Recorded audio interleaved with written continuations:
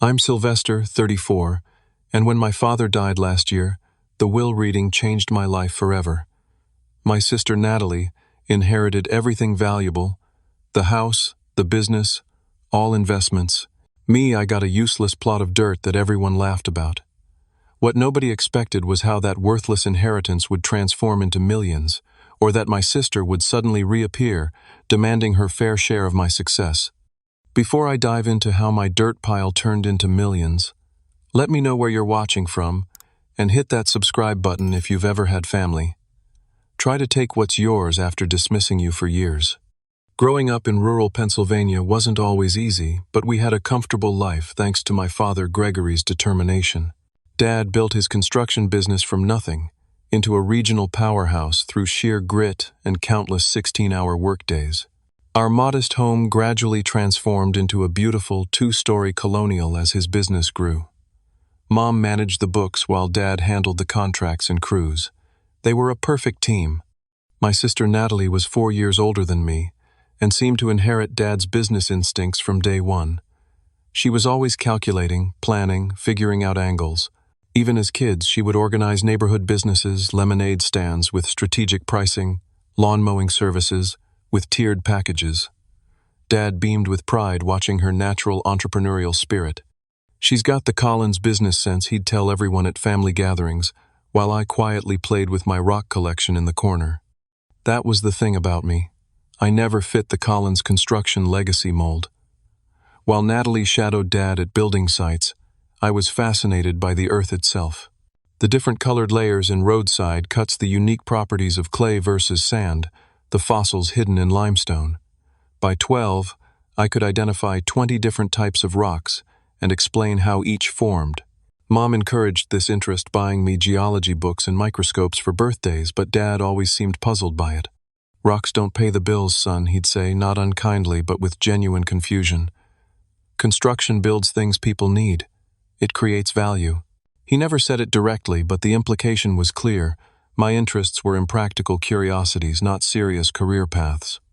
The real tension began when I decided to attend Colorado State University for environmental science, instead of the local community college business program Dad had mapped out for me. The night I announced my decision was the first major family argument I remember. "We have a third-generation family business waiting for you," Dad said, his voice rising with frustration. "People in this town would kill for that opportunity." "But I don't want to build things, Dad. I want to understand what we're building on," I tried explaining. "Environmental consultants are crucial for sustainable development." "Consultants," he scoffed. "People who tell others what to do instead of doing it themselves." Natalie, 22 and already working full-time in the family business, stood silently behind Dad, a slight smile on her face. She had completed her business degree locally, while living at home, saving money, and cementing her position as the dutiful child. I left for Colorado that August, and something fundamentally changed in our family dynamic. Phone calls became less frequent, holiday visits more strained. I finished my undergraduate degree, and then completed a master's in geological engineering, occasionally sending articles about environmental construction innovations to Dad, hoping to bridge our divide. He rarely responded. Meanwhile, Natalie rose through the company ranks, eventually becoming Chief Operations Officer. When Mom died unexpectedly from a stroke 5 years ago, the distance between Dad and me grew even wider. I flew home for the funeral, of course, but the conversations were superficial. The grief separate rather than shared. What I didn't fully understand until later was how Natalie had been subtly reinforcing my status as the family disappointment. A mutual childhood friend revealed years later that Natalie regularly made comments to Dad about how I abandoned the family and thought I was too good for honest work. When Dad faced health challenges after Mom's death, Natalie was there daily, cementing her role as his sole support system. My environmental consulting career in Denver was satisfying but modest compared to the Collins construction empire. I helped companies assess land for development, identify potential environmental concerns, and recommend sustainable approaches. The irony wasn't lost on me that I was doing exactly what I'd told Dad I wanted to do, yet he never showed any interest in understanding my work. 3 years ago, I made a serious attempt at reconciliation. I called Dad and suggested visiting for a week, perhaps shadowing him at work to better understand the business. His response was lukewarm. "Natalie keeps me pretty busy with appointments. Maybe around the holidays instead." The visit never materialized, and our calls returned to brief monthly check-ins that felt more like obligation than connection. What I didn't know then was that this familiar pattern of favoritism and distance was setting the stage for an inheritance situation that would ultimately transform both our lives in ways none of us could have imagined. The call came on a Tuesday morning in April. I was preparing for a field assessment when my phone lit up with Natalie's name, something that rarely happened. "Dad's in the hospital. Pancreatic cancer. Stage 4. They're saying weeks, maybe a month." Her voice was clipped factual as if reading a construction spec. I was on a flight to Pennsylvania that afternoon. The 3-hour trip felt like an eternity, my mind racing between regret over lost years and anxiety about what awaited me. By the time the taxi dropped me at Lancaster General Hospital, it was nearly midnight. Dad looked small in the hospital bed, his once powerful frame diminished by illness. Natalie sat in the corner scrolling through her phone. She barely looked up when I entered. "He's been in and out of consciousness," she said. "Don't expect much." For the next 2 weeks, I split my time between the hospital and a nearby hotel. Dad had moments of lucidity, but never enough for the meaningful conversation I craved. Mostly he slept or stared vacantly, while machines beeped around him. Natalie came for scheduled visits, always with paperwork or business calls to make in the hallway. I noticed she had Dad's medical power of attorney and seemed to be making all decisions with minimal consultation. When Dad passed, it was early morning. I had been reading quietly by his bedside while Natalie was at home sleeping. The nurse said sometimes people wait until they're alone to let go. I hoped it wasn't because he felt alone with me. The funeral was well attended, a testament to how many lives Dad had touched through his business and community involvement. Dozens of current and former employees shared stories of his fairness and generosity. Several mentioned how he had given them second chances after personal setbacks or helped them purchase first homes. I sat in the front row next to Natalie, feeling like an imposter among people who seemed to know a version of my father I had never fully encountered. 3 days after the funeral, we gathered at the office of Marcus Johnson, Dad's attorney for over 20 years. The wood-paneled conference room felt suffocating as we waited. Natalie sat opposite me, composed in a black dress, occasionally checking her watch or phone. Marcus entered with a leather portfolio and a solemn expression. After brief condolences, he got straight to business. "As executor of Gregory Collins' estate, I'll now read the last will and testament signed and notarized 6 months ago." He began placing reading glasses on his nose. What followed was a systematic distribution of assets that felt like watching a one-sided tennis match. The family home valued at $850,000 to Natalie.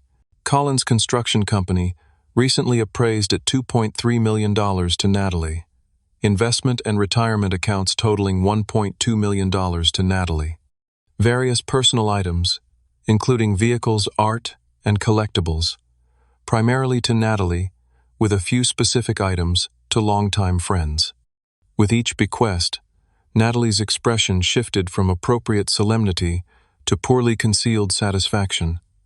I sat perfectly still, feeling a strange detachment, as if watching someone else's family drama unfold. "And to my son Sylvester Collins," Marcus finally said, looking at me with an unreadable expression, "I leave my 15-acre property located at 1782 Ridge Road, parcel number 4572319. The conference room fell silent. I knew the property, an overgrown rocky plot Dad had purchased decades ago as a potential development site before discovering it had poor drainage and unstable areas. It had sat unused for years, occasionally mentioned as a tax write-off. "That's it," I heard myself ask, voice hollow. Marcus nodded, seeming uncomfortable. "The assessed value is $42,000, though it's considered undevelopable in its current state." Natalie made a sound between a cough and a laugh. "Well, that seems fair. Dad built something valuable and you chose to dig in dirt for a living. Now you've got plenty to dig in." Marcus shot her a disapproving look before turning back to me. "There is one more item. Your father left this envelope to be given to you privately." He slid a sealed envelope across the table. My name was written in Dad's distinctive block handwriting. "I suggest you read it later," Marcus said quietly. The rest of the meeting passed in a blur of signatures and procedural explanations. Natalie discussed timeline details for transferring the business assets, while I sat silently, the unopened envelope burning a hole in my pocket. As we left the office, Natalie paused on the steps. "Don't look so shocked, Sylvester. You made your choice years ago when you left. Dad needed someone he could count on who understood the value of what he built." Her voice softened slightly. "For what it's worth, he did ask about you sometimes." I couldn't formulate a response that wasn't pure anger, so I simply walked away, the weight of apparent worthlessness pressing on my shoulders. Back in my hotel room, I sat on the edge of the bed, staring at the envelope for nearly an hour, before finally tearing it open, unsure whether to expect explanation, apology, or final disappointment. The letter was a single-page, Dad's handwriting immediately recognizable. Strong, precise capital letters, the same style he used on construction plans. "Sylvester, sometimes what seems worthless to others holds great value. Trust your education. Look beneath the surface." Dad. That was it. No explanation, no emotional farewell, not even a complete sentence. Just a cryptic message that felt more like a riddle than a goodbye.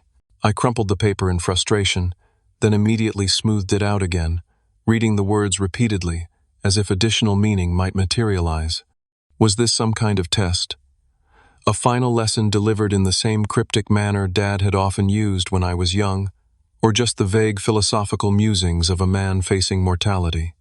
I nearly tossed the letter in the trash, packed my bags, and booked the next flight back to Colorado. But something stopped me. Perhaps the same stubborn streak that Dad himself had passed down to me. "Fine," I muttered to the empty room. "I'll look at your worthless dirt before I leave." The next morning I rented a car and drove to the property. Ridge Road was appropriately named, running along a rocky elevation overlooking farmland below. I found the unmarked entrance easily enough, a rusted gate with a faded "no trespassing" sign hanging askew. The 15 acres stretched upward along the ridge, mostly covered in scrubby vegetation and seemingly random rock outcroppings. I parked and began walking the perimeter, professional habit kicking in despite my lingering anger. The southern portion was heavily wooded with mature oak and maple trees, while the northern section featured the exposed rock formations that had likely made development difficult. But something about those formations caught my attention. Their unusual coloration and layering patterns didn't match the typical geology of this region. After an hour of exploration, I found myself examining soil samples, almost automatically rubbing the dirt between my fingers and observing the texture. In several areas, particularly near the largest rock outcropping the soil, had a distinctive reddish-purple tint I rarely encountered in Pennsylvania. I collected several samples in empty water bottles from my car, labeled them with location notes, and took dozens of photographs. "Trust your education," Dad had written. Well, my education told me something wasn't typical about this land. I drove to the local library and used their computer to research the geological history of the area. Most sources confirmed what I already knew. The region was primarily limestone and shale bedrock from ancient seabeds. But one obscure article from a 1967 geological survey mentioned anomalous mineral deposits discovered in a narrow band along the same ridge where Dad's property sat. The survey had been preliminary, with recommendations for further study that apparently never materialized. That evening, I emailed photographs and notes to Dr. Kenneth Williams, my former graduate advisor who specialized in rare earth mineralogy. I didn't expect an immediate response, but my phone rang within hours. "Sylvester, where exactly did you take these samples?" Dr. Williams's usual calm demeanor was replaced with barely contained excitement. "My father's property in Pennsylvania." "Why? What do you see?" "The coloration and formation patterns are consistent with several rare earth elements, possibly including neodymium and dysprosium. These aren't typically found in that region, which makes it particularly interesting. Of course, I can't confirm anything without proper testing, but if I'm right, this could be significant." Significant how? I asked, heart beginning to race. Rare earth elements are crucial components in everything from smartphones to electric vehicles to wind turbines. The U.S. has very few domestic sources, making any potential deposit extremely valuable. You need to get professional testing done immediately. The conversation shifted to technical details and testing recommendations, but my mind was already spinning with implications. Dad's worthless land might actually contain something valuable enough to explain his cryptic note. I extended my hotel stay indefinitely and contacted Burlington Geological Services, a reputable testing company with offices in Philadelphia.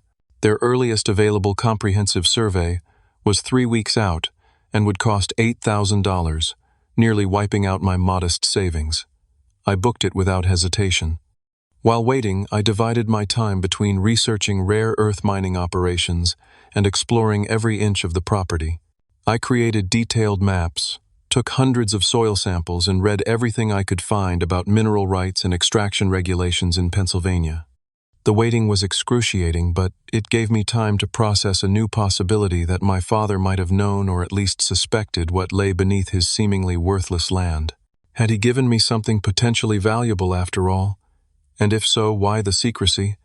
A memory surfaced from when I was perhaps 10 years old. Dad had taken me to a construction site where they were excavating for a foundation. While the crew worked, he picked up 2 rocks from the pile of excavated material. "Which one of these is more valuable, Sylvester?" he had asked. I examined them carefully. One was smooth, polished, and attractive, clearly a river rock someone had brought in for landscaping. The other was rough, ordinary, and caked with dirt. "The pretty one," I said confidently. Dad smiled and broke open the ordinary-looking rock with his hammer. Inside were beautiful purple crystals catching the sunlight. "Never judge by what you first see," he said. "Value isn't always obvious." Had that lesson been a precursor to this final test? Was I finally understanding a message Dad had been trying to communicate for decades? When Burlington Geological Services finally arrived with their equipment and team of 4 specialists, I watched their methodical process with nervous anticipation. They conducted core sampling, ground-penetrating radar surveys, and various chemical tests across the property for 2 full days. "We'll have preliminary results in about 10 days, the lead geologist told me as they packed up. "But off the record, you've got something interesting here. Very interesting." Those 10 days felt like 10 years, but when the results finally arrived by courier, they exceeded even my most optimistic hopes. The manila envelope from Burlington Geological Services contained 50 pages of technical data, but the executive summary told me everything I needed to know. Property assessment confirmed significant deposits of multiple rare earth elements, including neodymium, praseodymium, dysprosium, and terbium, in commercially viable concentrations. Conservative estimates place recoverable resources at approximately 820 metric tons across examined strata. Current market values would place unrefined material value between $20 and $30 million, with potential for higher valuation depending on concentration processes employed. I read the summary 4 times, hands trembling slightly. Then I called Dr. Williams. "You need independent verification," he advised after I shared the results. "And you need to be very careful about who you tell. Land values can skyrocket overnight with this kind of discovery." Following his recommendation, I contacted Westland Mining Corporation, one of the largest ethical mining operations in North America. They agreed to conduct their own survey under a confidentiality agreement, waiving their usual fee in exchange for first right of refusal on any potential contracts. Westland's results confirmed Burlington's findings and added several key details. The rare earth deposits appeared to extend throughout approximately 60% of the property, with the highest concentrations in the northern section.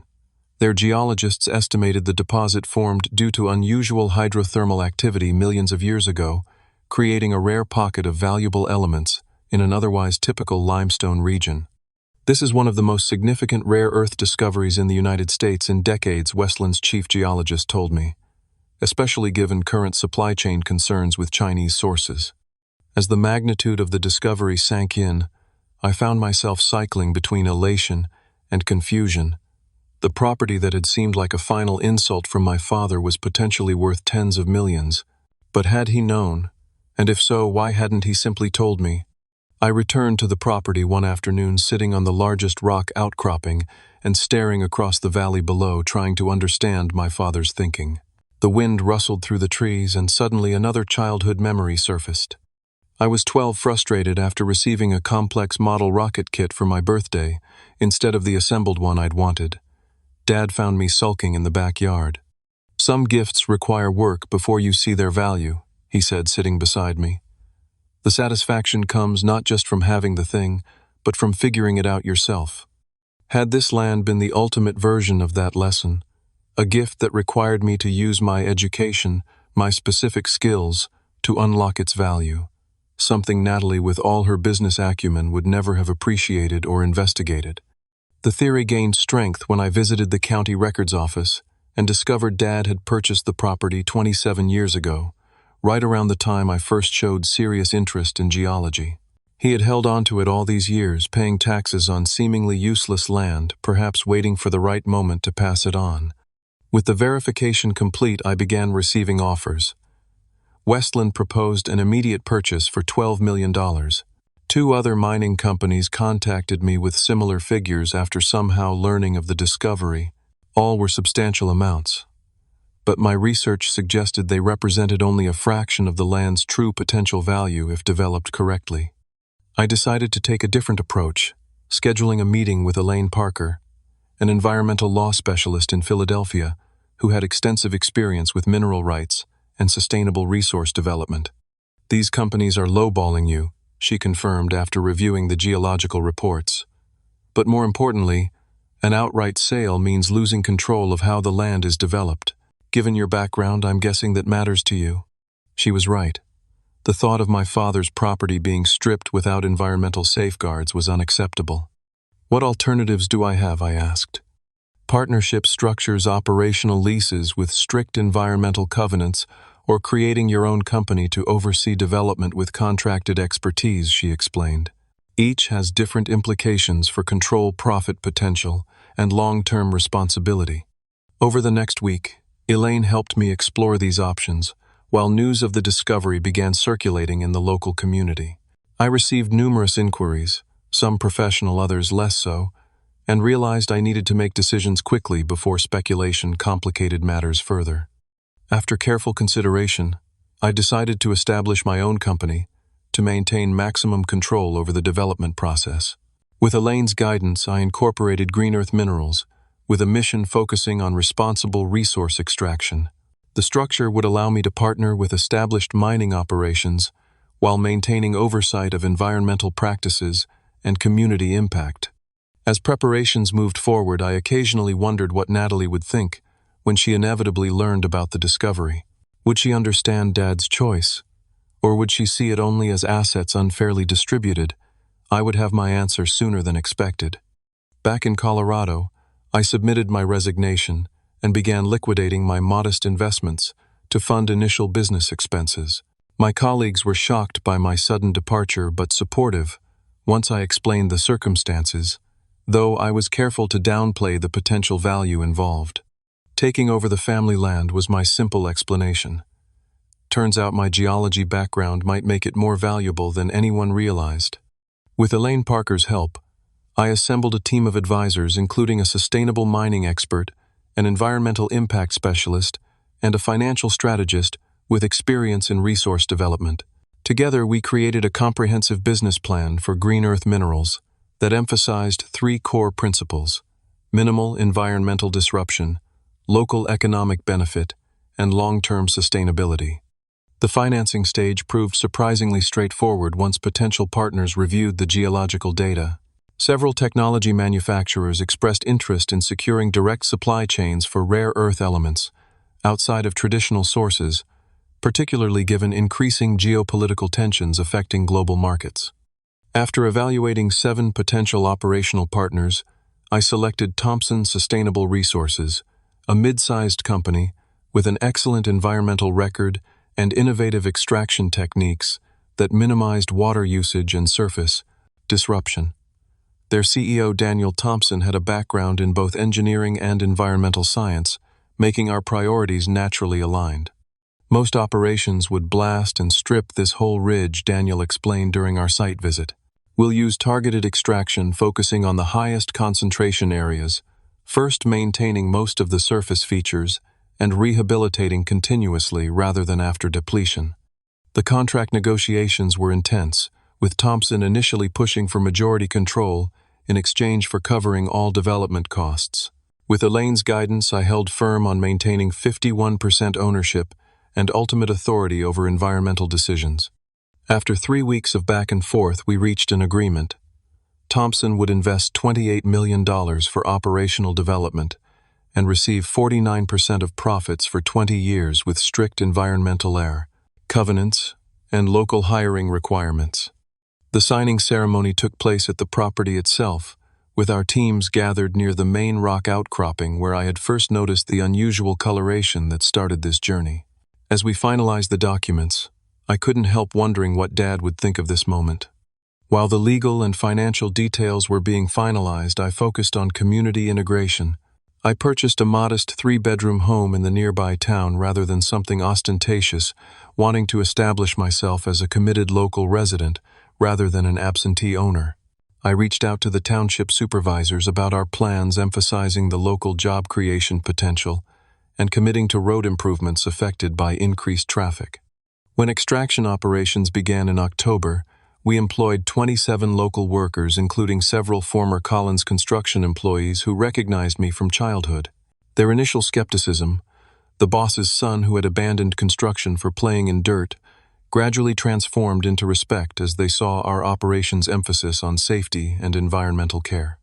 By December, the first shipments of processed materials were headed to manufacturing facilities, and the initial revenue exceeded projections by nearly 30%. Rare earth prices had increased due to supply chain disruptions in Asia, making our domestic source even more valuable than initially calculated. Throughout this whirlwind of activity, I occasionally heard updates about Natalie through mutual acquaintances. She had taken full control of Collins Construction, but was struggling to maintain client relationships that had been built on Dad's personal reputation. Several key employees had departed, citing management differences, and the company had lost bids on 2 major projects it would previously have secured easily. I considered reaching out, perhaps offering some connections to potential clients through my new business network, but hesitated. Our last interaction at the will reading still stung, and part of me felt she needed to learn her own business lessons without my interference. It was a decision I would soon reconsider. Living back in my hometown was an adjustment after years in Colorado. I found myself rediscovering places from childhood now viewed through adult eyes. Occasionally I visited Dad's grave, updating him on the business developments, as if he could hear. I never quite managed to articulate the complex mixture of gratitude and lingering hurt I felt, but the one-sided conversations were somehow therapeutic. "You were right about the land," I told the granite headstone on one winter visit. "I just wish we could have talked about it. I have so many questions I'll never get to ask you." The business continued growing steadily through the winter months. By February, Green Earth Minerals was valued at approximately $42 million, with projections to double within 18 months as production increased. My personal net worth on paper had reached nearly $24 million, though most remained tied to the business rather than liquid assets. I maintained my relatively modest lifestyle, focusing on reinvesting in improved extraction technology and expanding our environmental monitoring systems. The only significant personal expenditure was establishing a college scholarship fund for local students interested in environmental science or sustainable resource management. After 8 months of operation, with spring beginning to transform the landscape, I arrived at my office one morning to find an unexpected visitor waiting in the reception area. Natalie sat primly in a visitor chair, dressed in a business suit that looked considerably more expensive than the company she now controlled could likely afford. "Hello, brother," she said with a smile that didn't quite reach her eyes. "I think it's time we had a family conversation." Natalie looked different from when I'd last seen her at the will reading. The confident, almost smug expression was replaced with something I couldn't quite identify, a strange mixture of friendliness and calculation that immediately put me on guard. "This is a surprise," I said, leading her into my office. "What brings you by?" She glanced around, taking in the modest furnishings and geological maps lining the walls. "Nice operation you've built here. Word travels in small towns. Very impressive what you've done with Dad's gift." The slight pause before gift carried volumes of unspoken meaning. "Thank you," I responded cautiously. "It's been an unexpected journey." Natalie settled into a chair, crossing her legs and adjusting her designer watch. Family is so important, don't you think? Especially now that it's just the two of us. Dad would want us to support each other. The abrupt shift to familial sentimentality from someone who had mocked my inheritance months earlier triggered immediate suspicion. I agree, family is important. It has been since before Dad died. If she caught my subtle dig, she didn't show it. Instead, she launched into catching up as if we were close siblings who simply hadn't spoken for a few weeks. She asked about my health, my experience moving back to Pennsylvania, even inquired about former colleagues in Colorado she had never met nor shown interest in before. After 20 minutes of this performative reconnection, she finally revealed her purpose. So Collins Construction is facing some challenges, she admitted, examining her manicured nails. The economy, rising material costs, labor issues. You know how it is. I heard there were some difficulties, I acknowledged. Losing key personnel can be tough. A flash of irritation crossed her face before the pleasant mask returned. Just some restructuring for efficiency. The real issue is that several major projects require capital investment up front, and the banks are being unreasonably cautious with construction loans in this climate. That sounds challenging, I said, not offering more. Well, that's where family comes in, doesn't it? Her smile widened. I've been thinking about how perfect it would be to integrate our businesses. Collins Construction could handle all the infrastructure development for your mining operation. Natural synergy plus keeping profits in the family. Dad would have loved that idea. I nearly laughed at her invocation of our father's wishes, but maintained a neutral expression. We've already contracted with specialized mining construction firms with specific expertise in this field. Those contracts can be renegotiated, she said dismissively. The point is, what you're doing here is remarkable, Sylvester, and family should share in remarkable successes. There it was, the real purpose of her visit. What exactly are you proposing, Natalie? She leaned forward, dropping all pretense of casual conversation. A partnership. Collins Construction is still worth over $2 million. Combined with your operation, we could create a true family empire. Or alternatively, a simple investment from you into Collins to help us through this temporary cash flow situation. $5 million would be transformative, and such a small percentage of what you're generating here. I see, I said carefully. And what would I receive in return for this investment? She waved a hand vaguely. We can work out details. The important thing is supporting each other as Dad would have wanted. Dad seemed to have specific ideas about who should receive what, I reminded her. He gave you the established business, and me, an undeveloped property. Don't be disingenuous, she said, her tone sharpening. No one could have predicted this land contained valuable minerals. If Dad had known, he never would have structured things this way. Are you sure about that? I asked. His note to me suggested otherwise. Her eyes narrowed. What note? I explained the cryptic message Dad had left, watching realization dawn on her face. He knew, she whispered momentarily, dropping her composed facade. He gave you land worth millions deliberately, while making me think you got nothing. Her voice rose with each word. I believe he gave each of us what he thought we needed, I said. You got an established business with customer relationships and immediate value. I got land that required my specific knowledge to appreciate.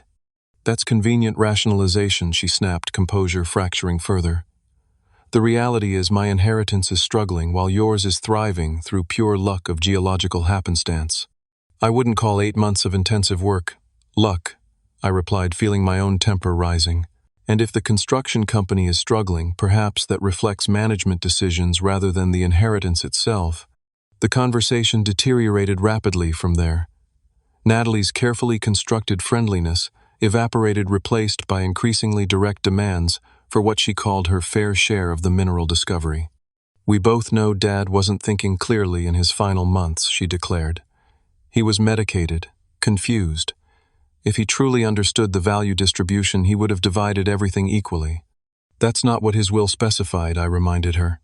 Wills can be contested, she shot back, especially when there's evidence of undue influence or hidden assets. Are you threatening legal action? I asked incredulously. "I'm suggesting we resolve this as family before attorneys become necessary," she replied, tone suddenly businesslike again. 20% ownership in green earth minerals transferred to me would be reasonable compensation for the disproportionate inheritance division. The audacity was breathtaking. After years of cultivating her position as the favored child, mocking my career choices, and openly gloating about her inheritance, she now wanted a significant portion of what my education and effort had created from Dad's final gift. "I think we're done here," I said, standing up. "I have no intention of transferring ownership to you or investing in Collins Construction. Your business challenges are yours to solve, just as I solved mine." Her face hardened as she gathered her purse. "You always were selfish, Sylvester, always thinking you were too good for the family business, too special to get your hands dirty with real work. Now you're too important to help your own sister." "That's a fascinating rewriting of history," I replied, holding the door open, "especially coming from someone who called my inheritance worthless dirt a few months ago." At the threshold, she turned back, expression cold. "Dad would be ashamed of your greed. My attorney will be contacting yours. Family should have shared in this discovery. And if you won't do the right thing voluntarily, there are legal remedies for unjust enrichment and hidden assets in estate settlements. Do what you feel you must," I replied calmly. After she left, I sat at my desk for nearly an hour, emotions cycling between anger, hurt, and oddly pity. The sister I remembered from earliest childhood, before competition for Dad's approval had soured our relationship, seemed completely gone, replaced by someone consumed by entitlement and resentment. Later that day, I called Marcus Johnson to warn him about Natalie's threats and inquire about their legal validity. "The will is solid," he assured me. "Your father was of sound mind, had a complete medical evaluation just before signing, and was very specific about his wishes. As for the mineral discovery that happened after the estate was settled based on your expertise, exactly as your father anticipated." "So there's no real legal threat?" I asked. "I didn't say that," Marcus cautioned. "Anyone can file a lawsuit, merit notwithstanding. It would likely be dismissed eventually, but could tie you up in expensive litigation for years, creating public records of your business operations and potentially complicating your partnerships. So even a meritless case could cause problems," I summarized. "Unfortunately, yes. Legal vindication sometimes comes at substantial practical cost." I thanked him and hung up, troubled by the implications. The rational business decision might be to offer Natalie some settlement just to avoid the distraction and potential complications of a legal battle, regardless of its merit. But something in me rebelled at the thought of rewarding her threats and entitlement. As darkness fell outside my office window, I found myself staring at Dad's letter again, wondering what guidance he would offer in this situation. The phrase "look beneath the surface" took on new meaning, perhaps applying not just to the land's hidden value, but to finding deeper solutions to the conflict now emerging. With that thought, an idea began forming, one that honored both Dad's legacy and my own values, while potentially addressing the family rift in an unexpected way. The certified letter from Bradford Winters and Associates arrived exactly as Marcus had predicted. The legal language was dense, but the message clear. Natalie was demanding equitable redistribution of concealed assets from our father's estate, claiming he lacked full knowledge of the property's value and that I had somehow concealed information during probate proceedings. Marcus called minutes after I notified him about receiving the letter. "This is thin legal reasoning," he assured me. "But as I mentioned, even weak cases can create headaches. How do you want to proceed?" "I need some time to think," I told him. "Can you delay any response for 2 weeks?" "Easily. These things move slowly anyway." During those 2 weeks, I found myself repeatedly returning to Dad's letter and the memories it had triggered. One evening, sitting on my back porch watching the sunset, I unfolded the worn paper and studied those few words again. "Sometimes what seems worthless to others holds great value. Trust your education.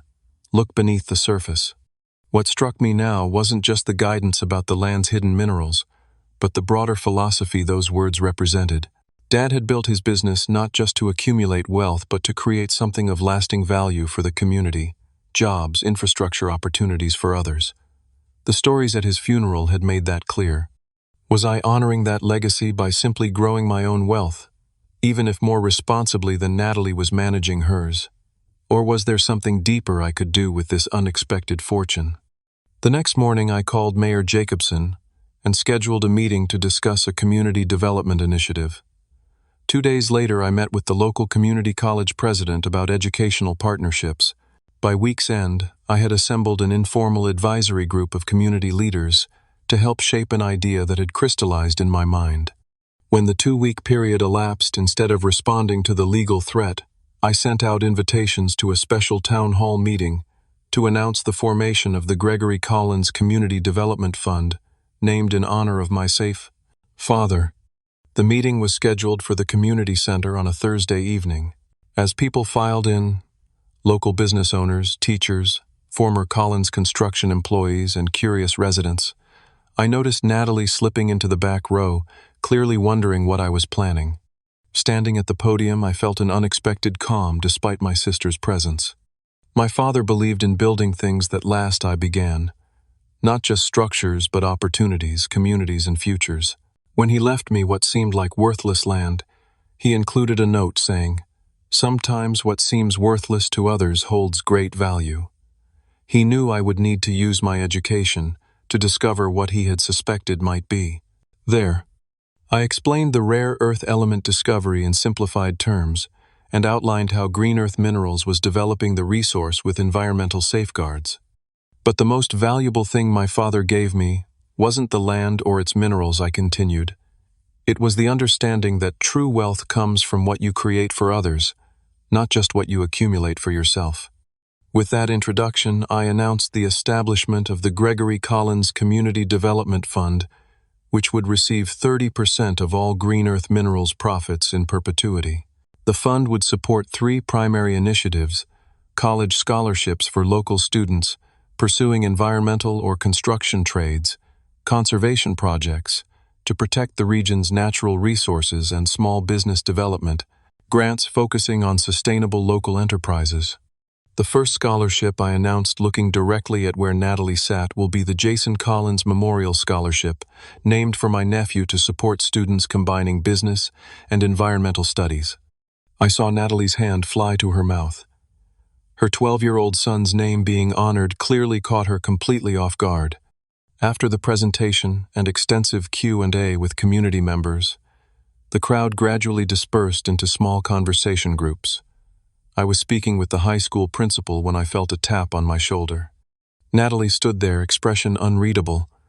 "We need to talk, privately." We stepped outside into the cool evening air, walking silently to a bench near the community center entrance. "Why did you do that?" "Name a scholarship after Jason," she asked, voice unnaturally controlled. "Because he's family, and because from what I've heard he's showing interest in both business and science. Dad would have appreciated that combination." She stared at the parking lot for a long moment. "This whole community fund thing, is it just to make me look bad for pursuing my legal claim?" "It has nothing to do with your claim," I answered honestly. "It's about honoring what Dad built and what he valued. The legal threats just prompted me to think more deeply about what I should be doing with this inheritance." 30% is a lot to give away," she observed. "It's not giving away. It's investing in the community that supported our family for generations." Another long silence fell between us before she spoke again. "Collins Construction is in serious trouble," she admitted, voice barely audible. "I've had to mortgage the house, and the investment accounts are nearly depleted. 3 major clients canceled projects last month." The vulnerability in her admission surprised me. "I'm sorry to hear that. What happened?" I tried to expand too quickly, took on projects beyond our capacity, trying to prove I could grow what Dad built. She gave a bitter laugh. "Turns out running a construction company is more complicated than I thought." "What about the employees who left?" "They didn't respect my leadership, said I was changing systems that didn't need changing." She shrugged. "Maybe they were right." The conversation felt surreal, the first genuine exchange we'd had in perhaps decades. "I can't give you ownership in Green Earth," I said after considering her situation. "But I do have another proposition." She looked up cautiously. "The community fund needs a director. Someone with business experience who understands both construction and this community's needs." The position comes with a substantial salary and real influence over how resources are allocated. She stared at me incredulously. You're offering me a job after I threatened to sue you. I'm offering family a chance to work together in a different way, I corrected.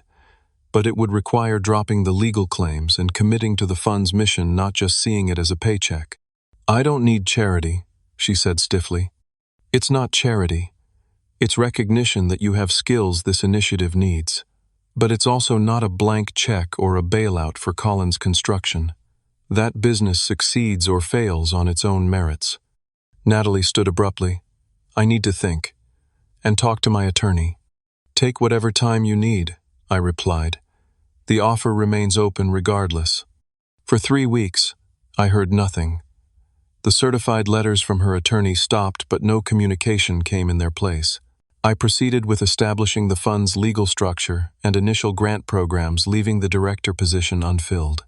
Then one Sunday morning, a text message appeared.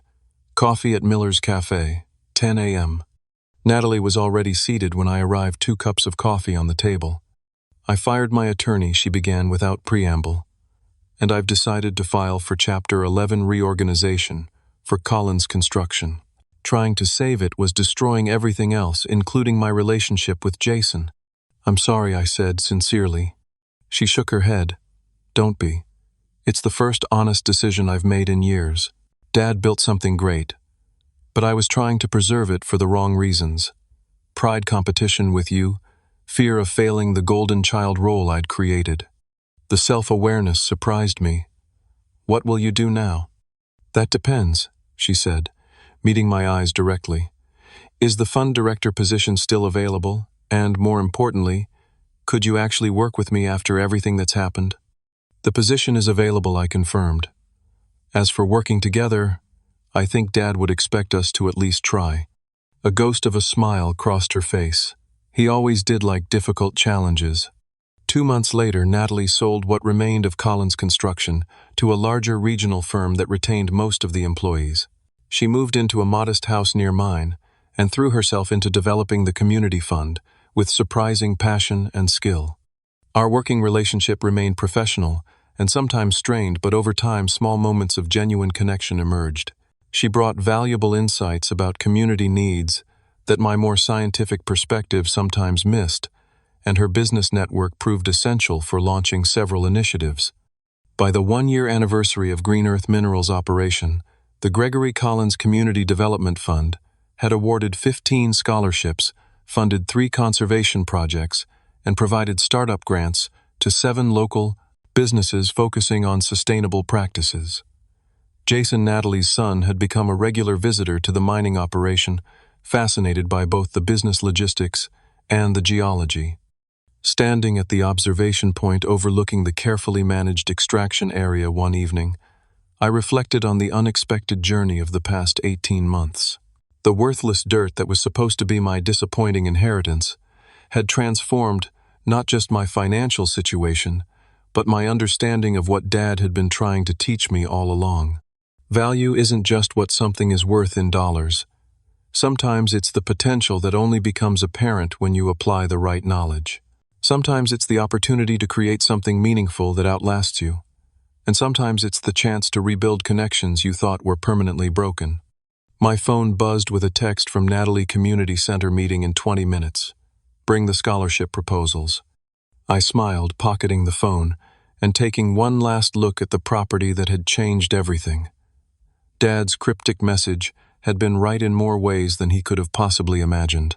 The true value had been beneath the surface all along, not just in rare earth minerals, but in the opportunity to transform a family legacy from accumulated wealth to lasting community impact. Have you ever had a family inheritance situation that surprised you? Maybe not millions in rare earth minerals, but something unexpected. Drop a comment below sharing your experience. And if this story of family redemption and looking beneath the surface resonated with you, please hit that subscribe button and share this video with someone who might need a reminder that sometimes life's greatest gifts don't look valuable at first glance. Thanks for listening to my journey from dirt to millions, and remember, true wealth isn't just what you have but what you create for others.